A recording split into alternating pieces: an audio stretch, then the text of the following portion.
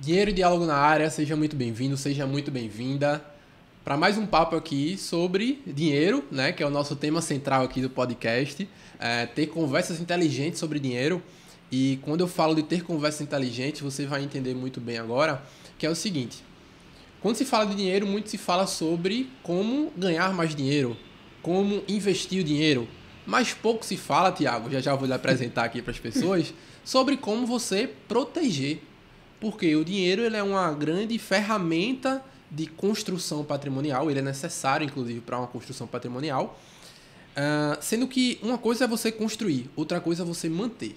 Né? São coisas diferentes e sobre isso a gente vai conversar hoje, focado inclusive em você que é empresário, você que tem a sua empresa e que eventualmente está correndo riscos aí, muitas vezes sem nem saber. Né? E para isso eu trouxe aqui o meu amigo Tiago Magalhães, que é advogado, especialista em direito empresarial e corporativo, mestre pela FGV e IBMEC, me corrija se eu estiver enganado, não é isso?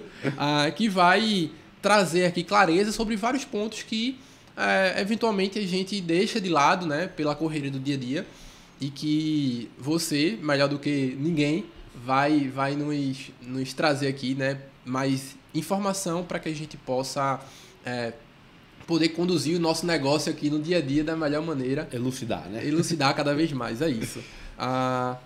E aí, Tiagão, para que as pessoas que ainda não te conhecem possam conhecer e saber por que eu deveria ouvir esse cara aqui conversando sobre proteção patrimonial. O que é que ele tem aqui para trazer para mim? Me fala um pouco aí sobre a tua história, sobre como é que é a tua atuação dentro do direito, o público aí que você atende. Traz uma breve descrição tua aí. Muito bem, pessoal. Meu nome é Tiago Magalhães. Eu sou advogado empresarial e corporativo, tá? Atuação há mais de 10 anos no ramo do direito corporativo, direito empresarial, mestre em direito empresarial pela FGV, mestre em direito corporativo pelo IBMEC, sócio da Dornelles Magalhães Advocacia. A gente tem um lema lá no escritório que a gente diz que é muito mais que advogados, porque a gente tem que entender que o negócio do cliente não necessita só de um advogado como era há 20, 30 anos atrás. Hoje a gente entende do negócio como completo, desde a base, ali do chão de fábrica, da operação, do setor de vendas, do setor de marketing, como proteger o cliente, como dar eficiência ao cliente, como conseguir, até mesmo numa mudança de palavra dentro do produto do cliente, dar uma eficiência tributária. Então a gente entende como completo, né? Já atuei em diversas bancas jurídicas aí antes de montar a Dornelles, antes de ter meus sócios, antes da gente fundar nossa unidade aqui em Recife, que foi a primeira, abrir nossa filial lá em São Paulo.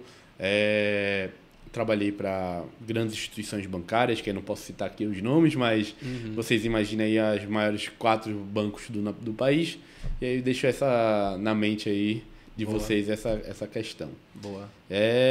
No mais, a gente está querendo falar sobre direito empresarial e proteção patrimonial. Eu vou dizer uma frase que é muito engraçada e a gente conversa muito isso com o pessoal de administração. A primeira geração de um negócio, ela constrói. A segunda geração, ela amplia. E a terceira geração, ela destrói. Quando a gente fala essa frase, muito empresário escuta assim: como assim a terceira geração vai destruir? Mas se você fizer uma análise histórica das grandes empresas, né, no nível mundial, não só no nível regional ou não só no nível do Brasil, mas a primeira geração das grandes empresas, todo mundo lembra da Xerox, é um exemplo dessa. Então, a primeira geração constrói, a segunda geração expande e a terceira geração destrói. Tudo por quê? A ausência de planejamento, a ausência de proteção. Quando você não faz essa proteção bem planejada, no momento que você está, você que criou um negócio, que expandiu um negócio, que sabe o suor que deu todos os dias naquele seu filho, que eu posso dizer que a empresa, para o empreendedor, ele é um filho, que você cuida e vai alimentando, retroalimentando, e investindo e aumentando, vendo ele crescer. Se você não planeja qual vai ser o futuro daquela criança, aquele filho seu, a probabilidade dele vir à falência, morrer, é muito alta. E não vai morrer nas suas mãos, porque você é muito competente.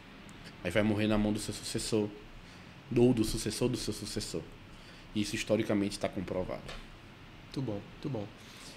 Quando se fala de direito, é muito comum as pessoas associarem a situações onde o problema já existe, né? E aí se chama advogado para apagar aquele incêndio ali. Mas, até pensando de forma estratégica do ponto de vista financeiro, como é que um advogado focado na área empresarial, ele pode ajudar a empresa a não apagar o incêndio e, ao contrário, até ter um benefício em cima, não apenas se livrar de um possível prejuízo, né? Mas a partir daí passar a ter um benefício com aquele planejamento. No ramo do direito empresarial, a gente divide isso muito, a gente conhece muito essa questão, e a gente divide isso em duas palavras. O direito contencioso, que é aquele famoso quando já existe o litígio, né? Quando eu falo litígio, é a briga, é a disputa, é a questão contratual que você tem que se discutir, vai processar alguém, vai entrar com ação, vai entrar com algumas ações, dependendo do caso. E o direito preventivo. A gente brinca muito no mundo corporativo, e aí eu estou falando das grandes empresas, né? Que o direito contencioso, ele vem para gastar. Então, o jurídico contencioso, ele vem para gastar. E você tem que estar preparado porque você vai gastar. Porque você tem um custo de advogado, você tem um custo de custas processuais, dependendo do caso de perícia, entendeu? De um perito que você vai ter que pagar dentro da justiça, de honorários sucumbenciais, que é uma multa que existe na lei, para que se você perder o processo, você tem que pagar para o advogado da outra parte. Então, a gente tem essa questão no direito contencioso. O direito contencioso vem para pagar. E o direito preventivo, né? No jurídico preventivo, ele vem para fazer a tua empresa lucrar. Então, a brincadeira, né? Quando a gente fala das grandes empresas, investe-se mais no jurídico preventivo para que o lucro do preventivo pague os custos do contencioso. Entendi. Então, a gente fala muito sobre isso. Um empresário sábio, um empreendedor sábio, ele investe no preventivo para poder evitar o contencioso. Porque quando ele se evita o contencioso, ele lucra. Quando ele tem o contencioso, ele gasta. Muito bom. Agora, quando a gente fala de gastar ou investir no preventivo, a gente está falando de qual nível de empresário? Depende. Vamos lá. Existe o empresário da startup, por exemplo, que está iniciando um negócio agora, e ele precisa, querendo ou não, de uma assessoria jurídica para montar aquela empresa de uma maneira certa, para que no estágio, daqui a 2 steps, ele possa vir a lucrar e obter recursos financeiros dentro do mercado de maneira segura, sem perder o controle da empresa. Certo. Isso é uma possibilidade. Existe também aquele empreendedor que está querendo se ajustar à casa, iniciou todas as vezes extrapolado, não conseguiu, como por exemplo, organizar bem a casa, porque era um autônomo que fazia um serviço muito bem feito, foi se profissionalizando, foi entrando, foi ganhando mais clientes e, consequentemente, não consegue ter uma organização empresarial correta para iniciar o negócio. Então, começou de qualquer jeito. A palavra certa é essa. Né? Que, querendo ou não, é um dos mais comuns aqui. Né? E é um dos mais comuns. Aquele cenário que a gente vê nos livros, né? Que o cara tem que fazer um plano de negócios e tem que fazer uma pesquisa de mercado e não sei o quê. A gente sabe que na prática não funciona assim. A minoria da minoria da minoria. A minoria da minoria. A vida real é essa aí que você colocou. Exatamente. Agora. Então, tem esse empresário. Então, esse empresário precisa do quê? Precisa de uma assessoria jurídica para organizar a casa. Certo. Então, é fazer toda aquela parte da startup, como eu falei. Mas, além disso, verificar o passivo trabalhista que ele já tem, um passivo tributário, um passivo cível, dependendo do tipo de negócio dele, se for uma prestação de serviço, um empresário um prestador de serviço, então verificar a parte contratual de prestação de serviço. Se for um empresário da indústria, verificar se tá todo o produto dele está dentro das normas necessárias, se está saindo com a embalagem correta, se está dentro das normas da vigilância sanitária, dependendo do tipo do produto, tá entendendo? Se for um empresário da área rural, como ele pode organizar a empresa e organizar os seus livros caixas e tudo mais para poder levar para o banco, para poder conseguir financiamento. Então, existe esse tipo também de assessoria. E existe também assessoria, por exemplo, para um empresário que já está num patamar de financeiro razoável. E aí, quando eu falo razoável, Não me entenda mal, mas eu estou falando da questão do empresário que já fatura 4,8 milhões por ano a mais. Uhum. Então, por que isso? Porque esse é o Estaria teto. fora do Simples, né? Exato, que isso aí é o teto do Simples. Uhum. Né? Então, esse empresário que já tem um faturamento ali perto dos 5 milhões por ano, ele já está folgado financeiramente, mas em contrapartida, ele também ainda não está 100% organizado. Então, ele não tem um setor de compliance dentro da empresa, ele não tem um setor fiscal vinculado a um setor tributário muito bem organizado, para dar eficiência tributária nele, para ele poder economizar impostos. Ainda mais agora em épocas de reforma tributária, isso é de suma importância. Vai dividir quem vai ficar vivo, quem vai morrer. Porque realmente a quantidade de dinheiro que as empresas vão deixar na mesa de receber e a quantidade de carga tributária que elas vão ter que começar a pagar a partir de 2026, se o empresário não se organizar, ele vai quebrar. Muito bom. Você falou aí do Simples, até deixar uma recomendação para os nossos ouvintes aqui. Se você voltar um episódio antes, você vai entender muito bem, para quem não entende, o que é o Simples. E se você está inserido dentro desse regime tributário, você vai saber também todos os benefícios e deveres também que você tem, né, perante ao governo, aí, né, perante a Receita, e também estratégias para você gerenciar melhor os recursos dentro da empresa. E se você já passou por esse episódio, continua com a gente aqui. Inclusive, não esquece de curtir o conteúdo, comentar, compartilhar, se inscrever no canal, porque isso é um baita de um incentivo para a gente continuar produzindo por aqui. Tiago, quando a gente fala de proteção patrimonial, o que significa proteção patrimonial na prática, na ponta lá para o empresário? Tá. Vamos primeiro desvendar alguns sinônimos, tá? Certo. Quando a gente fala de proteção patrimonial, não é blindagem patrimonial. Até porque blindagem patrimonial, se você ouvir qualquer profissional falando isso, no direito brasileiro hoje, ele está mentindo. E eu digo muito na cara, está mentindo. É impossível ocorrer uma blindagem patrimonial no Brasil hoje, porque as leis brasileiras foram criadas exatamente para não ocorrer esse tipo de blindagem. Não permitir. Porque quem deseja blindar, no sentido literal da palavra, um patrimônio, ele quer retirar a possibilidade de perder aquele patrimônio que muito provavelmente veio de uma fonte ilícita. Certo. Muito provavelmente. Então, no direito brasileiro, ele foi todo criado para que não ocorresse essa blindagem. Entretanto, contudo, todavia, existe a possibilidade de proteção desse patrimônio. Se teu patrimônio vem de uma origem lícita, vem de origem organizada, você conseguiu construir ele com um batalha do seu suor, com o pagamento dos impostos corretos, você vai conseguir protegê-lo. Protegê-lo de quê? De eventuais situações do dia a dia. Então, a gente está falando de uma possibilidade para o empresário. O empresário sofre muito questão de processo trabalhista, processo tributário.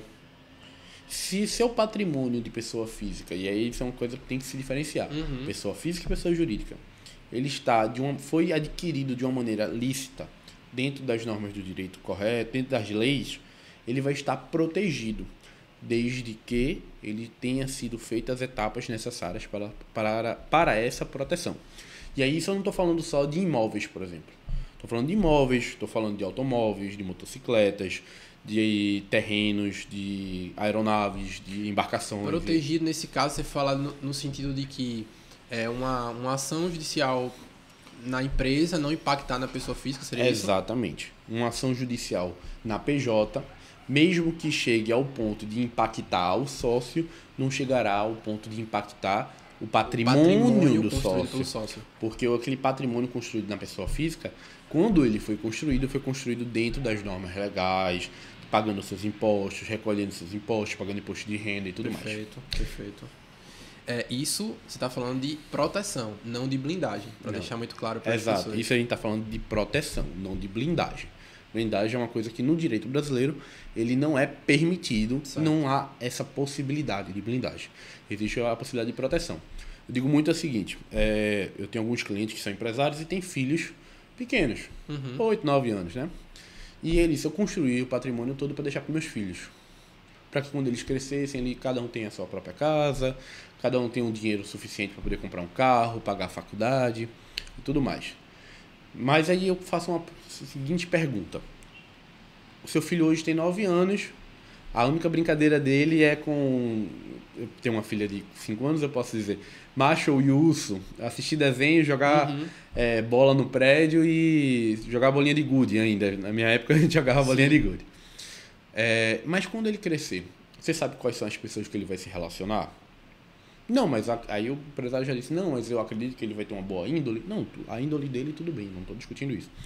As pessoas que ele vão se relacionar, pode ser uma pessoa que seja uma pessoa ótima, que queira ver o crescimento dele, que queira ver ele melhorar na vida. Mas também, infelizmente, a vida traz algumas possibilidades dessa pessoa não ser isso. E você não gostar dessa pessoa. Porque você vê essa questão. Vê que essa pessoa não está engrandecendo o seu filho, não está elevando, querendo criar uma família, e sim usurpar todo aquele patrimônio que você deixou. E aí a gente brinca, por exemplo, quando a gente fala de proteção patrimonial, a gente está falando de uma cláusula chamada de incomunicabilidade. Aí você fala, que palavra difícil é isso? É simples. No Código Civil brasileiro, ela permite que você compre alguns bens e coloca essa cláusula de incomunicabilidade. Nessa cláusula de incomunicabilidade, aquele bem comprado, ele não vai se comunicar com qualquer regime, por exemplo, de casamento que seu filho venha a ter no futuro. Então ele pode se casar 10 vezes, 20 vezes. O patrimônio que você construiu e quis deixar para ele, com essa cláusula, da maneira certa de ser colocada, nunca vai ser comunicado, por exemplo, com os casamentos que ele tiver. Perfeito. É uma possibilidade de... Isso é uma proteção patrimonial. Boa. Eu, na minha preparação para o CFP, que é o Certificado de Planejador Financeiro, Certified Financial Planner, né, que é uma certificação internacional, tive que me debruçar sobre regimes de casamento e encontrei esse termo incomunicabilidade. Você me trouxe agora uma lembrança boa, sim, difícil, suada, porém boa, dessa época aí de estudos. Muito bom. E, assim, dentro do teu dia a dia, quais são os erros mais comuns que você observa que os empresários cometem que causam essa falta de proteção patrimonial? Vamos lá. A gente pode relacionar erros da PJ e erros na PF. Vamos começar pela PJ. O primeiro erro básico que todo empresário, logo no início de carreira, começa cometendo. Ele confunde as contas pessoa física com a pessoa jurídica. Então, tudo que ele ganha na empresa, ele paga as contas e o que sobra, ele não faz uma retirada para a conta pessoa física dele, ele utiliza na conta da PJ e gasta com iFood, com cinema, com brinquedo para criança, Sabe pagando que colégio. Isso está totalmente relacionado com a nossa... eu compartilho desse sentimento aí porque faz parte do meu discurso aqui praticamente todo santo dia. Exato. Começa a atender o cliente que tem empresa, que não tem isso ainda bem definido. E eu sempre digo que esse é o passo zero. Não é nenhum, é o passo zero. Eu diria que era o -1. -1, pode ser também, tô contigo. E o mais simples. Sim. E o mais importante. Exato. Você separar, você entender que você é uma coisa, sua empresa é outra coisa. São dois organismos diferentes. Exatamente. É isso? Isso porque, em qualquer processo judicial, quando a gente quer executar uma empresa, por exemplo, a gente vai pedir a apresentação da quebra do sigilo bancário junto ao Bacen e pedir às instituições bancárias para que envie o extrato bancário. No momento que o juiz solicita isso e as instituições quebram o sigilo bancário e enviam isso para o processo, vai ficar constatado lá que você utiliza, por exemplo, a conta da empresa para pagar o colégio do seu filho. Quando isso é identificado, já fica caracterizado uma confusão patrimonial. Então, tudo que é seu é da empresa, tudo que é da empresa é seu. Então, isso bate e já mostra aí para o juiz que é possível chegar no seu carro que está no seu CPF, no carro da sua esposa que está no CPF dela, ou na sua casa que está no seu CPF, na sua casa de campo. Acabei de aprender mais um argumento para justificar a importância da separação. Então, a gente evita essa questão. Então, o primeiro passo da PJ é exatamente isso. O segundo ponto, aí eu acho que eu vou bater um ponto com você também, é a instituição de um prolabore. Muitos dos sócios não recebem prolabore porque dizem, não, mas eu posso receber por dividendos. Não. Toda empresa tem que pagar o sócio um prolabore. Por quê? 2 fatores. para você poder recolher os seus impostos previdenciários, que no Brasil é obrigatório. Você tem que pagar esses impostos de INSS em cima do seu prolabore. E segundo, para poder, em caso de algum processo judicial, você justificar que todo o patrimônio que você construiu no seu CPF adveio do seu trabalho em cima do seu prolabore. Certo. Tiago, então você está me dizendo que meu prolabore eu preciso receber exatamente o que eu ganho? Não, são coisas diferentes. Uma coisa é você ter um prolabore. Outra coisa é você receber tudo que você recebe da empresa pelo prolabore. Prolabore é um valor fixo mensal com nenhum salário. Você tem que entender isso. Receber dividendos já é uma outra situação.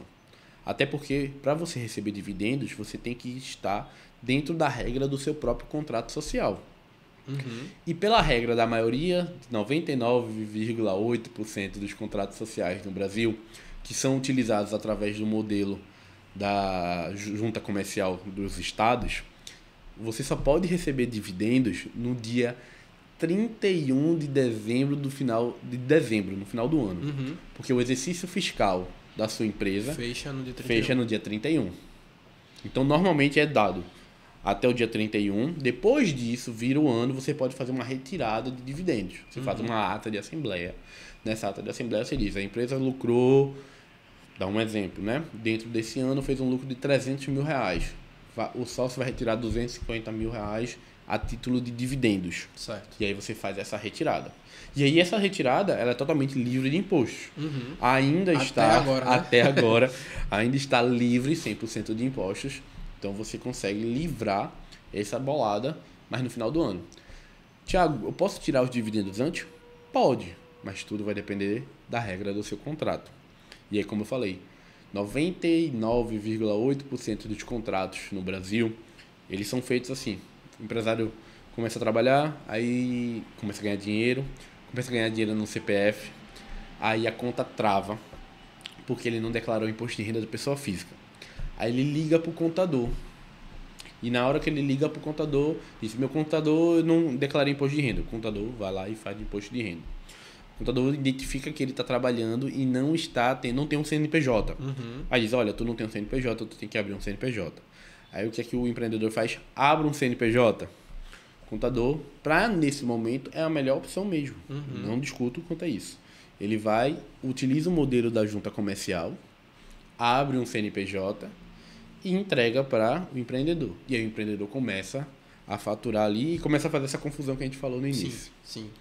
Mas ali é aquele momento que ele começa... Ele acha que abrir o CNPJ só para poder liberar as contas dele. Exato, funciona. Não entende a dinâmica que necessita na parte fiscal, contábil, jurídica, nesse manejo diferente da nossa audiência aqui, como eu mencionei no início, eu assisti o episódio anterior. Então, aqui a galera tá tranquila, mas vamos lá. Então, ele não tem essa noção e aí começa a fazer esse embaraçamento. E aí bate naquele primeiro ponto da PJ, né? Aí agora vamos trazer para o CPF. Eu vou trazer agora, eu dei 2 problemas na PJ, vou dar 2 problemas no CPF pra gente não ficar muito longo quanto a isso, porque senão a gente vai passar aqui a noite só falando de problema. No CPF, exemplo, não declaração dos seus bens no seu imposto de renda. Esse é um primeiro objeto. Hoje, os sistemas da Receita Federal estão juntos com o CEPROT e com os registradores. Que sistemas são esses? São sistemas dos cartórios e do Detran. Então, quando ocorre hoje existe uma vinculação de quando você não declara no seu CPF que você é possuidor ou é proprietário, quando você é proprietário de um bem e não é declarado no imposto de renda, a Receita vai atrás para saber por que você não declarou. Isso gera multa, isso gera atraso, isso gera trava do CPF e tudo mais. Isso é um primeiro ponto. Segundo ponto, não transferir o patrimônio que é seu para o seu nome ou, na melhor das hipóteses, transferir ele do seu nome para uma holding familiar. O que é uma holding familiar? No Brasil é permitido você criar um CNPJ, que ele não vai ter negócio jurídico com ninguém. O que é negócio jurídico? Transação, negócio, vender. Hoje você quiser abrir, eu quero abrir um CNPJ. você vai lá e abre um CNPJ que não faz nada. A nossa Constituição permite isso. Para que você possa colocar dentro desse CNPJ o seu patrimônio. Qual o objetivo disso? No primeiro momento, a ideia que foi criada para isso foi para incentivar as empresas, o empreendedorismo no país. Mas o texto constitucional foi tão amplo que deixou uma brecha para poder ocorrer a criação de empresas que não fizessem nenhum negócio e você pudesse só colocar patrimônio nela. Isso aí que eu estou falando é carros, imóveis, terrenos, gado, aeronaves, até mesmo outros negócios você pode colocar dentro. Não é recomendado porque isso a gente chama de uma célula cofre. É uma possibilidade de você ter esse CNPJ ou um conjunto de CNPJs específicos para que possam proteger o seu patrimônio. E o que você acontece? Dentro desse CNPJ, dentro desse grupo de CNPJs, que pode ser um CNPJ, pode ser 2, pode ser 3, pode ser uma cadeia de CNPJs. Sim. Depende muito da estruturação, da complexidade que o cliente necessita para a operação dele. Mas você pode ter uma cadeia de CNPJs e você coloca o patrimônio lá e ele não faz negócio com ninguém. Ele não fatura, ele não ganha dinheiro, ele só utiliza aquele... ele só está existindo ali para poder constar dentro do nome dos registros do patrimônio que você precisa. Perfeito. Dando um passinho para trás, dentro do que você estava explicando ali sobre a questão dos contratos sociais padronizados lá da junta comercial. Acho isso interessante porque, como você mencionou, 99% dos casos está nesse contrato padrão. Então, tem vários pontos aqui para a gente explorar que certamente vai coincidir com a realidade das pessoas que estão nos ouvindo. Sim. Aí vamos lá, até para explicar ainda mais para as pessoas, né? Basicamente, o contrato social, me corrija se eu estiver enganado aqui, é o documento onde você tem ali as regras, né, da existência de uma empresa. Vou colocar dessa forma. Né? De forma bem simplificada. Posso simplificar mais? Pode sim, com vontade. Certidão de nascimento da sua empresa. Ótimo, beleza. E lá vai ter, né, os pais da empresa, que são os sócios, correto? Correto. E um conjunto de regras que delimita essa sociedade. Faz sentido? Perfeito. Você pode construir esse contrato através de um apoio jurídico, né, onde você pode fazer do zero, vou colocar assim. Sim. Né? Ou você pode, como é 99% dos casos, pegar um modelo padrão. E, na verdade, quem pega é o contador, né, que vai fazer a abertura da empresa, parará.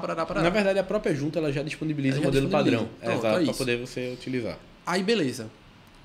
Essa é a explicação do contrato social. Explicação do Prolabore. O que é Prolabore, Bruno? É basicamente o salário que o sócio recebe. Exato, perfeito. De forma simplificada. De maneira simplificada, eu poderia fazer uma questão hermenêutica da palavra Prolabore e tudo mais, mas eu não vou falar, vamos falar de maneira simplificada. É o salário do sócio. Boa. É aquilo que o sócio recebe referente ao trabalho que ele desenvolve dentro da empresa. A função dele na empresa, não como sócio, não mas como sócio. Um profissional que está trabalhando na empresa. Eu brinco muito com o seguinte, eu tenho empresas que um sócio ele tem 80% da sociedade e um outro sócio tem 20%.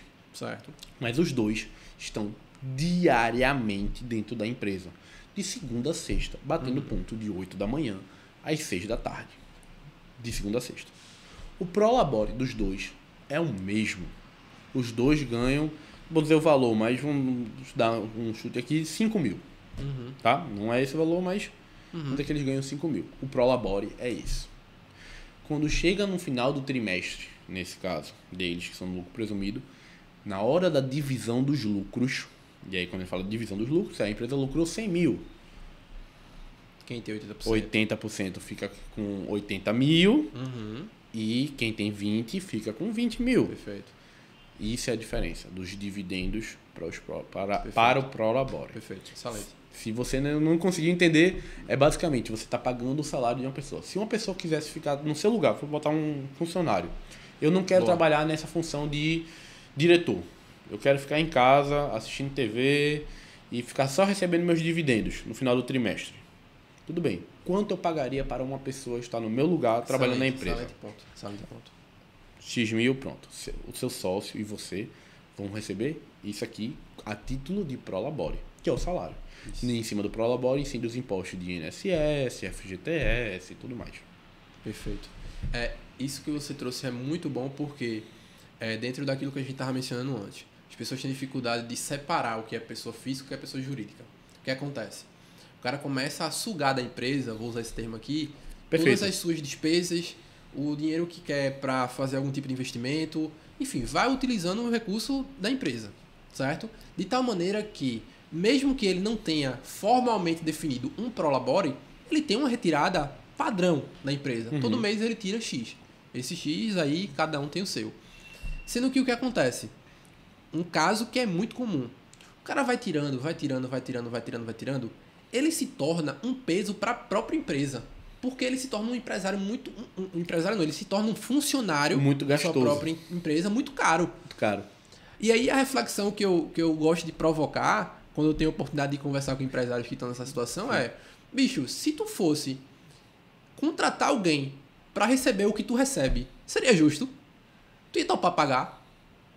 Porque assim, se a resposta for não, é sinal de que a coisa não está bem casada aqui, né? Você tem que receber pela sua função dentro da empresa o que é justo pela sua função. Aí a gente entra num ponto também oposto, né? Porque tem muita gente que recebe injusto, não é nem porque não é nem para mais, é para menos, né? Sim. O cara faz muita coisa, mas não consegue tirar o justo porque a empresa não está no momento ainda, mas aí já é um outro caso. Eu estou falando de uma situação onde a empresa vai até bem das pernas, mas vai ficando ruim por conta do empresário, do dono da empresa. Do custo do empresário dentro da empresa Isso. em si. Porque ele é, de fato, existe aquela sensação do empresário muito brasileiro, é o seguinte: eu trabalhei tanto para chegar até aqui porque eu não posso ter uma vida melhor. E eu concordo 90% com quando meus clientes falam isso. Digo, eu entendo, mas entenda. Você trabalhou tanto até aqui, agora você quer morrer na praia? Ele, como assim? Ele, porque você trabalhou até aqui tanto, conseguiu construir o que você conseguiu construir. Mas você está matando a empresa aos poucos, mesmo você não sentindo. Porque o custo da sua vida hoje está sacrificando a empresa, mesmo que você não veja. Mas aí eu trago exemplos claros, assim, por exemplo. Um cliente que até o final do ano estava no Simples Nacional, mas por um pagamento de uma taxa chamada SIM, que é o Certidão de Inscrição Municipal, que é pago para as prefeituras. Muitos empresários esquecem de pagar isso, porque é uma taxa normalmente semestral ou anual, a depender da prefeitura. E quando você não paga essa taxa, no final do ano você é excluído do Simples. Aí você vai para o lucro presumido. E aí, mas estou no lucro presumido e tudo mais, vou ter que pagar mais imposto, vou ter que... Vai. Isso aí, discutivelmente, ou você vai pagar mais imposto por descontrole porque você não teve um planejamento, ou você faz um planejamento e consegue fixar uma alíquota certa, dependendo da prefeitura, de 13,3% para prestação de serviço, para venda de produto, comércio, para 22,5%, enfim. E aí tem uma lista de cálculo que, se a gente for fazer aqui, vamos ver durar a noite toda.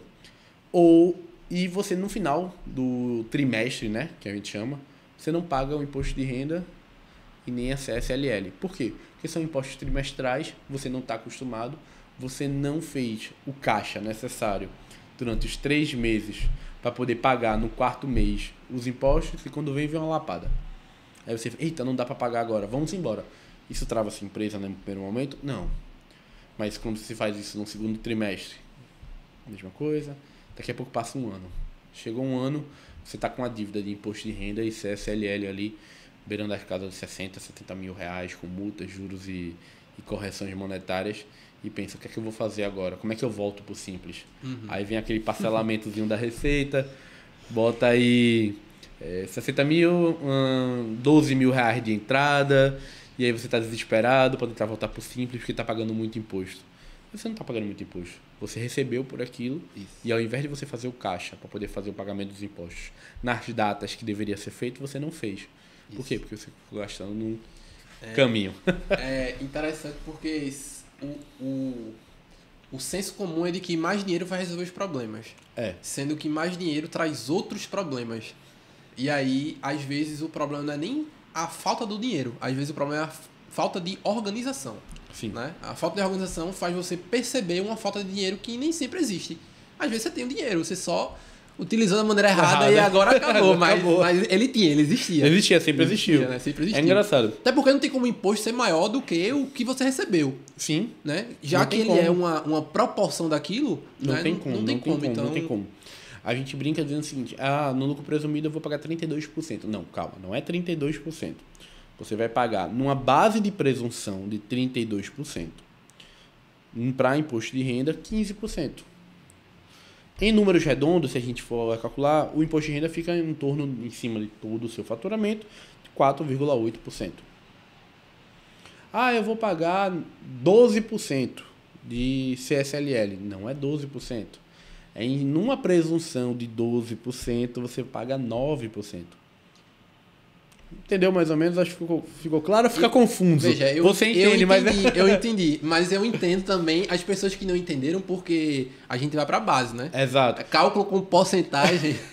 Eu utilizo muito de R$100. Dentro de R$100, você vai pegar R$32 e desses R$32 você vai pagar 15% em cima dos R$32.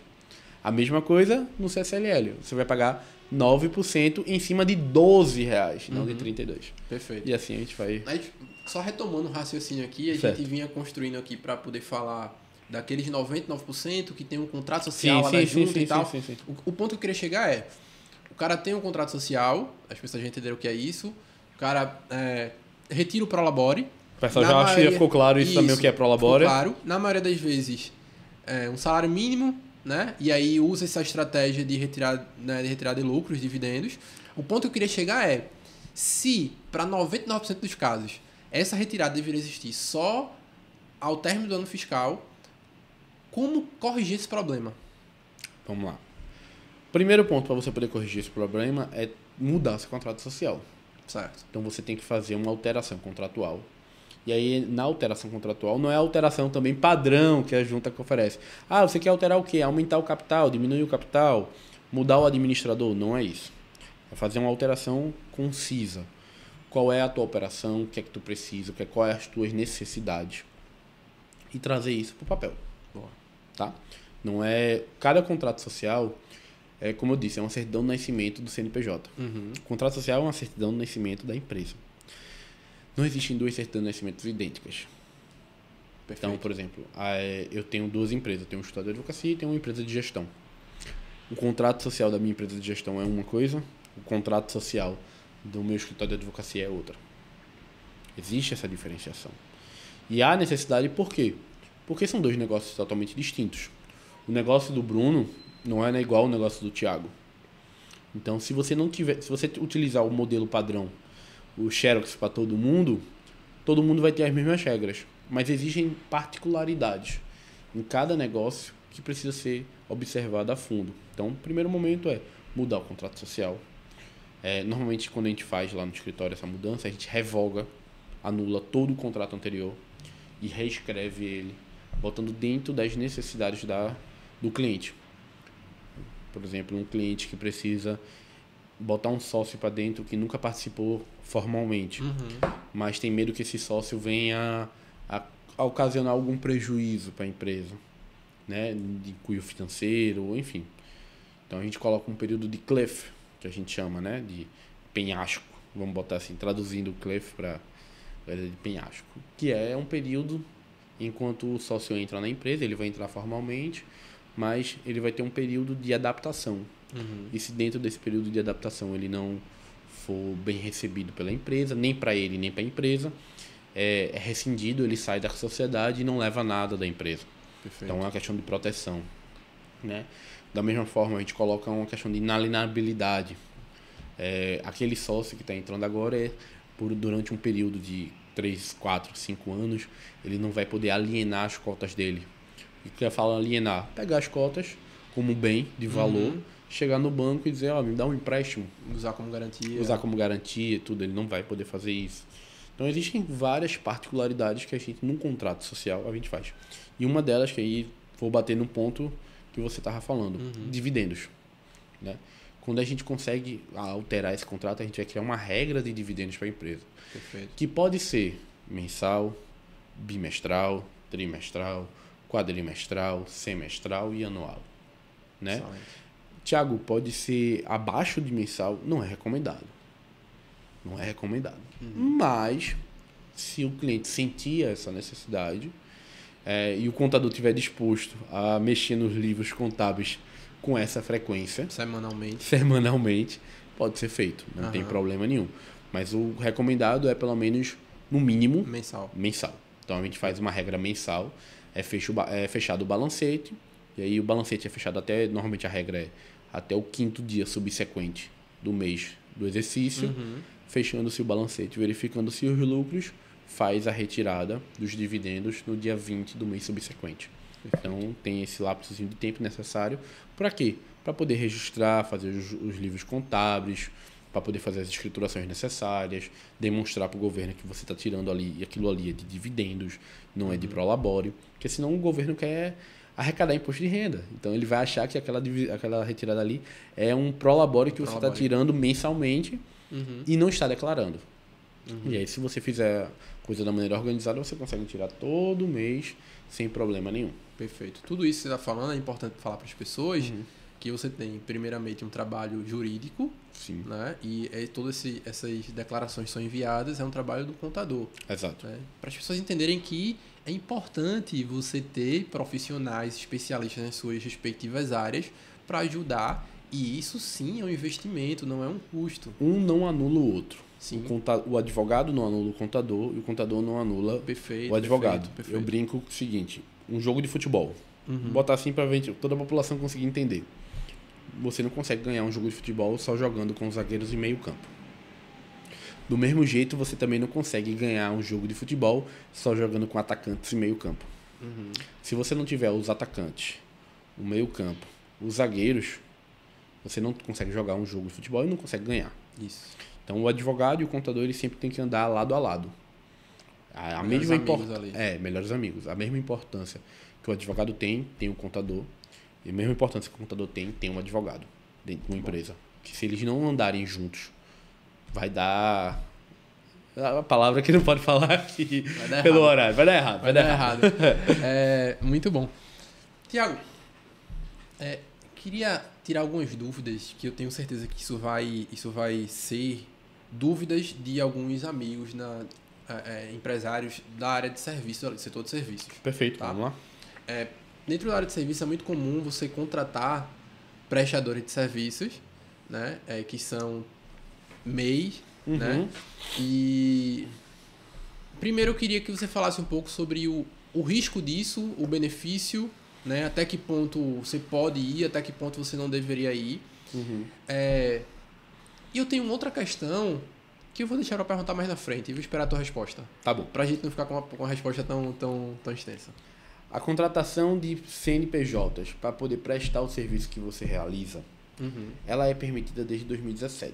Certo. A Lei 13.405 de 2017, 13.405 de 2017, ela permitiu a terceirização das atividades fins, que são as atividades que entregam de fato o que a empresa realiza. Vamos dar um exemplo. Uma construtora especializada em projetos de engenharia. O que é que ela entrega? Projetos de engenharia. Certo. Desde 2017, depois dessa lei, para frente, você pode contratar CNPJs, engenheiros, através de CNPJs, para que eles entreguem esses projetos para você. Certo. Ok? Beleza. Antes de 2017, você não podia fazer isso. Então, e para outras funções antes do projeto também é possível? Antes de 2017, para outras funções que a gente chamava de atividades meio, por exemplo, é uma empresa de construção e é uma construtora especializada em projetos de engenharia. Ela, para precisar fazer a limpeza do local, ela precisa que um engenheiro faça a limpeza do escritório deles? Não. Então você podia terceirizar. Certo. Eu pego a parte de limpeza e conservação porque é a maneira mais fácil para poder compreender. Tá bem explicado. Pronto. Então você pode fazer esse tipo de contratação. Ok. Qual é o risco dessa contratação? Não tem risco, está dentro da lei? Não. A contratação está dentro da lei, mas a forma que você desenvolve o dia a dia desse prestador é que vai diferenciar se você está dentro da lei ou não. Se você quer contratar PJ, você não pode estabelecer para ele, por exemplo, horário. Certo. Você não pode estabelecer para ele a maneira de como ele vai entregar. Você pode estabelecer parâmetros, você não pode entregar a maneira. Quero que você me entregue só pelo e-mail. Não. Ele vai ter que... Quero te entregar o projeto de engenharia no pendrive. Ok, você vai receber no pendrive. Eu posso disponibilizar para ele e pedir para que ele me entregue só em pendrive? Pode, o custo é seu. Não tem problema nenhum. Mas está a par da situação. Você não pode também estabelecer para ele, por exemplo, olha, eu tenho uma tarefa para hoje e para hoje. Tudo tem que ser planejado. É que nem uma empresa, quando você vai contratar um serviço. Pegar uma empresa de imóveis planejados. Ok? Certo. Quando você chega na empresa de imóveis planejados, quero fazer a cozinha da minha casa. Você chega lá, ele vai te mostrar o projeto, vai te mostrar algumas opções, você assina um contrato com ele, diz quantos módulos na cozinha vai ter, onde é que vai se encaixar a geladeira, onde é que vai se encaixar o fogão, onde é que vai se encaixar o micro-ondas, microfone agora. O micro-ondas, a air fry, você vai dizer isso. E ele vai te dar um prazo para entrega. Perfeito. Olha, vou te entregar isso aqui com 60 dias. Pronto. Dentro desse deadline de 60 dias, ele tem que entregar isso aí. Ele pode te entregar com 3 dias? Pode. Ele pode te entregar com 59 dias e 12 horas? Pode. Ele pode te entregar com 30 dias? Pode também. Então você não pode estabelecer.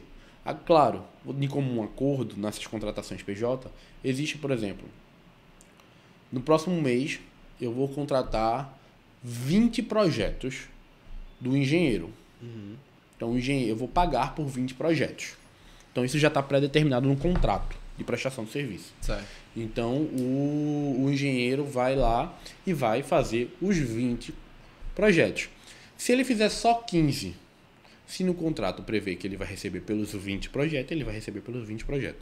Se ele fizer 21, então ele vai cobrar por um projeto a mais. E assim sucessivamente. A regra do PJ é: tudo tem que estar muito pré-determinado e planejado dentro do contrato. Se você estabelece, por exemplo, você é PJ, mas você tem que chegar aqui todo dia de 8 horas da manhã para abrir a empresa. PJ para abrir empresa não condiz. Você vai receber todo dia, quinto dia útil do mês subsequente. PJ não recebe no quinto dia útil do mês subsequente. Você tem que cumprir no mínimo 44 horas semanais. PJ não é obrigado a cumprir 44 horas semanais. Tem que encaixar em todos esses pré-requisitos que você mencionou, ou se apenas um descaracterizar, já está descaracterizado? Olha, Por que eu estou perguntando isso? Assim, vamos lá. Eu tenho muitos clientes médicos, por Sim. exemplo. Atua no modelo PJ. Sim. Tem algum desses aí, por exemplo, dias certos? Dia para receber? Veja só, dia para receber, não tem problema nenhum. Você pode ter. O contrato ele prevê isso. Então, certo. Você vai pagar o 20, eu vou pegar o da engenharia, né? Tá. O contrato 20 projetos de engenharia todo mês desse engenheiro. Certo. Ele tem que me entregar 20 projetos. Mas, e ele vai receber sempre no mês subsequente a entrega dos projetos no dia 10. Certo. Mediante a apresentação de nota fiscal. Isso é um contrato perfeito. Eu tenho data pré-determinada? Tenho. Mas eu já fujo um pouco da regra da CLT, porque eu não boto o quinto dia útil subsequente. Beleza. Eu já coloco uma condicionante a ele receber, ele me apresentar a nota fiscal. Certo. E eu também não cobro dele os projetos, os deadlines do projeto. Então, o projeto ele tem que me entregar 20 projetos. Até quando?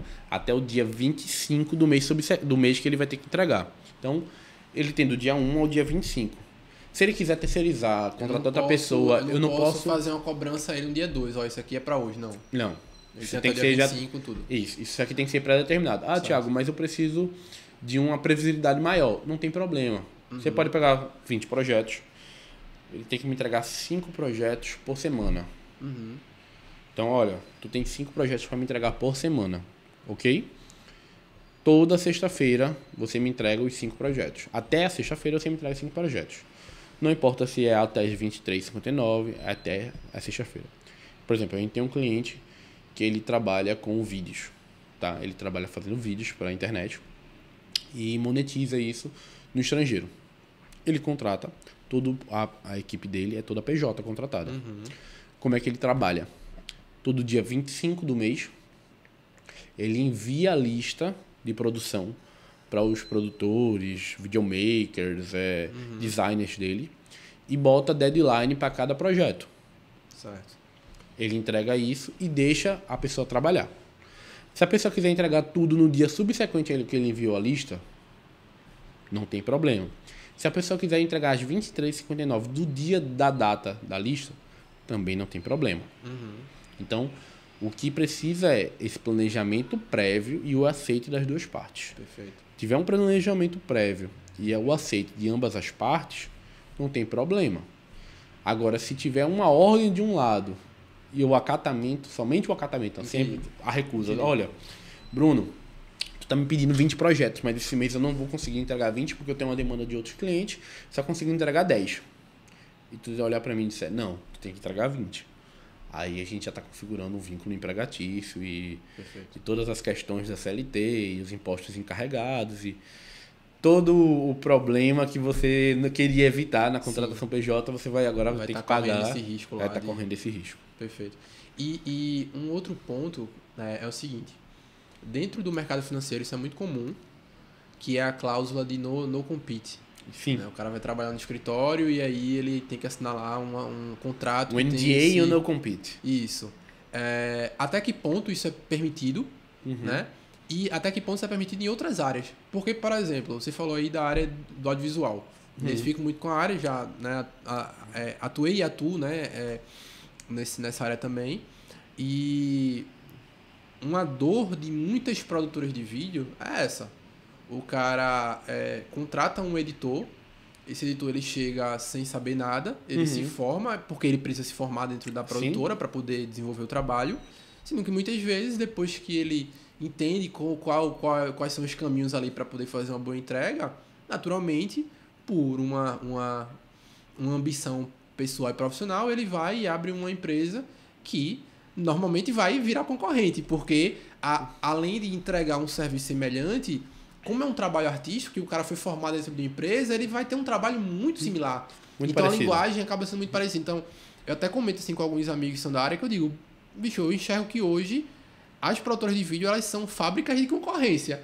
Agora, é um cenário muito difícil de fugir, porque você precisa de formar os profissionais realmente. Então, você não pode ser também egoísta ao ponto de dizer assim, vai ser ruim pra você também esse egoísmo, né? Então, você tem que ter essa colaboração. Assim, como resolver esse problema? Tem como resolver isso?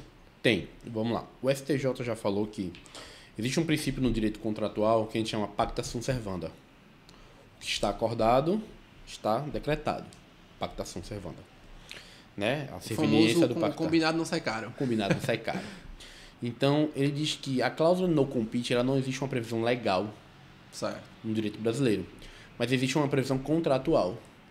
Como é que ela é desenhada? Entende-se que aí o STJ falou que entende-se que depender da área, um limite para um no compete é de 3 anos. Certo. Esse é o limite máximo, a depender da área. Vamos dar um exemplo. Na questão da advocacia, vou pegar o meu exemplo. Quando eu saí da minha última banca, antes de abrir o meu escritório, o Estatuto da Ordem dos Advogados do Brasil, ele já vem uma cláusula no compete dentro do próprio estatuto, que ele me proíbe de advogar contra qualquer cliente daquele escritório pelo período de 2 anos. Lembra que eu falei que era o máximo era 3? Sim. Por quê? Mesmo que eu não advogue contra clientes daquela banca durante 2 anos, eu posso advogar para outros clientes sem problema nenhum. Não posso nem advogar contra e nem a favor. Não posso roubar o cliente do escritório. Né? Então, isso é uma cláusula de no compete. E nesse caso, não sei qual é a tua opinião, a minha visão, dada as informações que você me passou, eu vejo que faz sentido porque você tem acesso a informações relevantes e sigilosas. Então, Total. Seria uma trapaça, né? Exato. O estatuto da advocacia já prevê essa possibilidade, exatamente porque o advogado e o escritório de advocacia em si, ele detém de informações muito sigilosas das pessoas, do cliente, um nível de conhecimento muito aprofundado. Então, por exemplo, se você perde um cliente hoje, né? E vai para um ex-funcionário o seu ex-funcionário, ele tem o conhecimento aprofundado da deficiência do cliente, entendeu? E da deficiência até mesmo da tua prestação de serviço, porque nenhuma prestação de serviço é 100%. Isso a gente conhece, a gente tem noção disso. Então, você tem essa possibilidade, essa previsibilidade. Então, essa cláusula no compete já é prevista, por exemplo, no Estatuto da Ordem. Mas, em alguns outros casos, por exemplo, no ramo médico, já não tem essa previsão no próprio Estatuto. Você pode provisionar isso num contrato de trabalho e assim sucessivamente.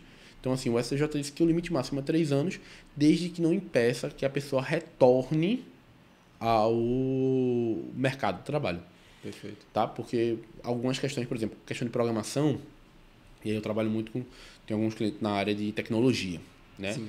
É 12 meses. A gente não consegue botar mais do que 12 meses. Por quê? Porque em um ano muda muita coisa na área de tecnologia. Isso prejudica o profissional Isso que prejudica, vai ficar parado ali acaba prejudicando o profissional que vai ficar parado ali sem poder atuar e sem poder trabalhar. Então, é no máximo 12 meses. Normalmente as empresas utilizam 6 meses de não poder atuar na mesma área, não poder atuar no mesmo segmento, mas permite ainda ele trabalhar em outros segmentos dentro da área de tecnologia. Muito bom. Ô, Tiago, e essa reforma tributária, hein? Pela risada já disse tudo, né? Não precisa nem estender muita pergunta. Mas, assim, algo que vem... Não, veio pra ficar. Veio pra ficar. Dá um panorama aí. O que é que o empresário ele precisa saber? Eu sei que tudo é impossível. Esqueça. Certo. Mas o que é que tem que ser... Vou brincar que existe até advogados que não sabem tudo ainda. Não tenho dúvida disso. Mas o que é que o empresário ele precisa saber de antemão? A gente está gravando isso aqui em agosto de 2025, tá? Para as pessoas poderem saber disso. Provavelmente vai pro ar em setembro, mas é agosto de 25. Então, dadas as informações que a gente tem hoje, qual é o mínimo necessário que o empresário tem que saber da reforma tributária para não perder dinheiro? Vamos lá. Primeiro, eu vou dar uma aulazinha rápida sobre segmentos de impostos no Brasil. Certo. Tá? No Brasil, existem 3 segmentos de impostos. Um é o patrimonial, tá? O imposto patrimonial voltado ao patrimônio das pessoas. O outro é a renda, então é voltado à renda das pessoas. E aí isso eu estou falando de pessoa física e pessoa jurídica, tá? E o outro é de cunho comercial e empresarial. Hoje, ainda em agosto de 2025, a tributação comercial e empresarial ela é toda voltada em cima do produto ou do serviço. A partir do próximo ano, com a emenda constitucional 132 e a lei complementar 214 de 2025, o imposto comercial vai deixar de ser em cima do produto, mas sim da atividade empresarial. Em miúdos, ao faturamento. Então, todos os impostos dessa cadeia aqui, comercial e empresarial, vão ser substituídos por 2 impostos, IBS e CBS, a depender do seu segmento. O que eu posso falar, que assim, se a gente fosse falar de reforma tributária aqui, a gente ia passar... 3 episódios de 5 horas. De 5 horas, fácil. Mas o que eu posso falar para esse ano é o seguinte. Nesses impostos comerciais e empresariais que a gente está falando, existem 2 impostos em específicos que se chamam PIS e COFINS, que foram extintos agora com a reforma tributária. Certo. Tá? Esse PIS e COFINS, hoje ainda está valendo. Hoje, quem é que paga PIS e COFINS? Quem deveria pagar, pelo menos?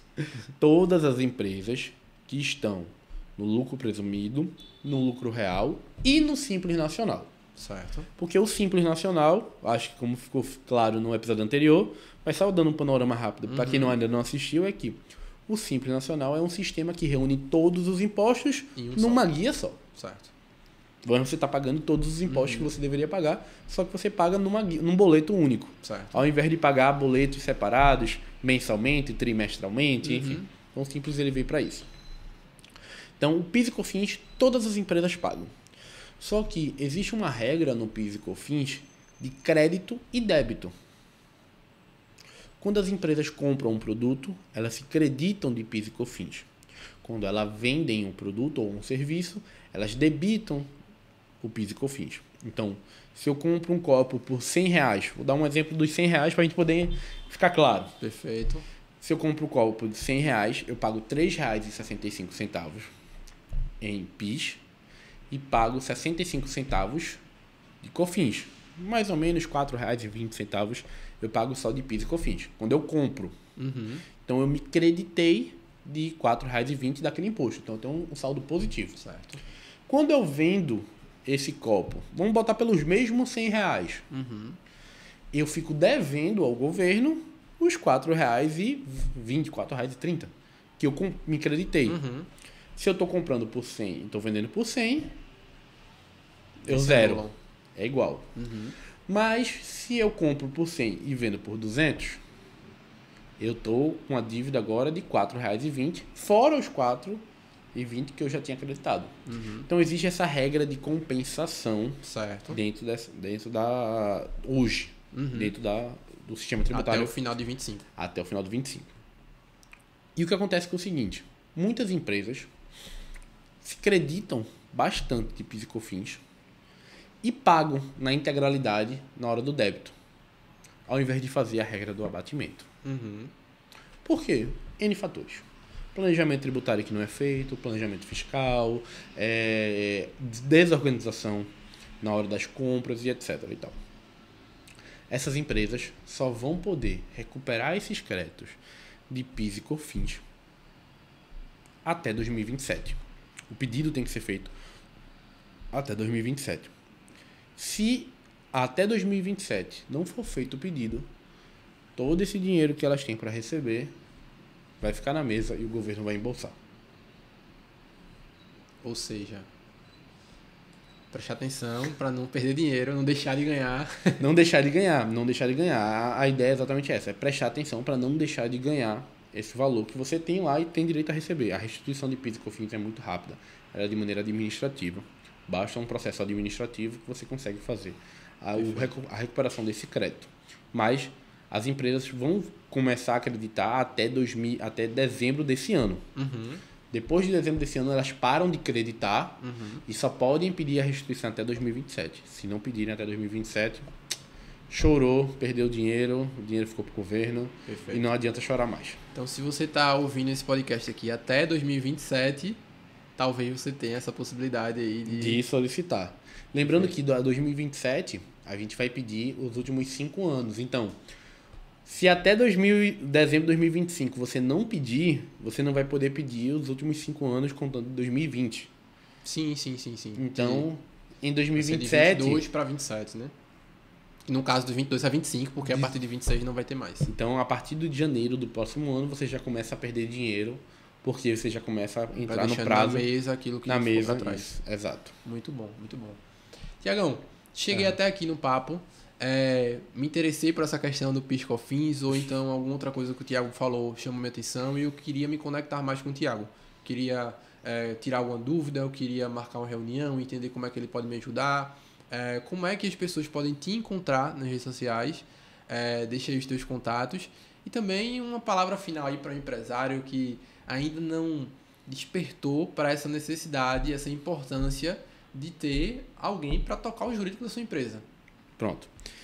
Vocês podem me encontrar no thiagomagalhães.adv, que é o meu perfil profissional, que eu aposto diariamente lá questões sobre impostos, sobre gestão empresarial, sobre proteção patrimonial. Excelente. Ou pode encontrar também a gente lá no Dornelles Magalhães ADV, que é o perfil do escritório. Lá a gente também semanalmente posta conteúdo, posta dicas para que você possa implementar no seu negócio. Isso a gente faz aquele famoso over delivery. Então a gente entrega mais do que é necessário lá e você vai poder consumir esse conteúdo bastante proveitoso para você. E a dica que eu dou é o seguinte: Jurídico não é custo, é investimento. E o jurídico que não te dá lucro é um péssimo jurídico. Acabou. É isso. É isso. É isso. O meu Instagram, para você que ainda não me acompanha por lá, é o @Bruno Maia Soares. A gente tem também o Instagram do canal, que é o Dinheiro e Diálogo. Dinheiro, palavra, a letra E, diálogo, né, na sequência. Esse foi mais um Dinheiro e Diálogo. Foi um prazer estar com você, Thiago. Foi um prazer estar com você que está aí nos acompanhando, nos ouvindo, nos assistindo. Último recado, não esquece de curtir, comentar, compartilhar e se inscrever no canal. Isso fortalece para que a gente possa trazer mais conversas inteligentes sobre o dinheiro aqui no canal Dinheiro e Diálogo. Um grande abraço e até a próxima.